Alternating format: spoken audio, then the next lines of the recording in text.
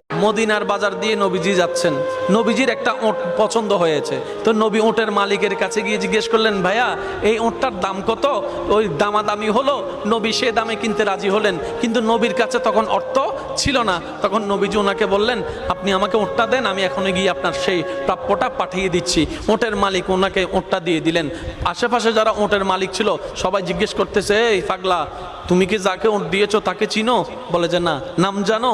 বলে যে না। পরিচয় জানো? বলে যে না। ঠিকানা জানো? না। তো তুমি যে ওটটা দিয়ে দিলা, উনি যদি ওটার টাকাটা না ফাটায় তখন তো তুমি লসের মধ্যে চলে যাবা। সে ওটের মালিক বলে, এত সুন্দর নুরানি চেহারাওয়ালা কখনো বাটপার হতে পারে না, কখনো চিটার হতে পারে না, কখনো মিথ্যুক হতে পারে না। ওনার চেহারা দেখেই তো আমি ওট বিক্রি করার আগে মনটাই বিক্রি করে দিয়েছি, মনটাই বিক্রি করে দিয়েছি, মনটাই বিক্রি করে দিয়েছি। তোমরা যাই বলো, আমার মন বলে উনি আসবেই আসবে, টাকাটা পাঠাবেই পাঠাবে।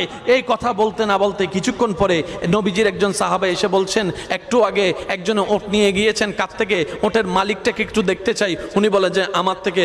তো উনি বললেন, আমাদের নবী আপনার থেকে ওটটা নিয়ে গিয়েছেন, ধরেন ওটের টাকাটাও দিয়েছেন, আপনাদের খাবার জন্য কিছু খেজুরও হাদিয়া পাঠিয়েছেন, খেজুরও হাদিয়া পাঠিয়েছেন। ওই ওটের মালিক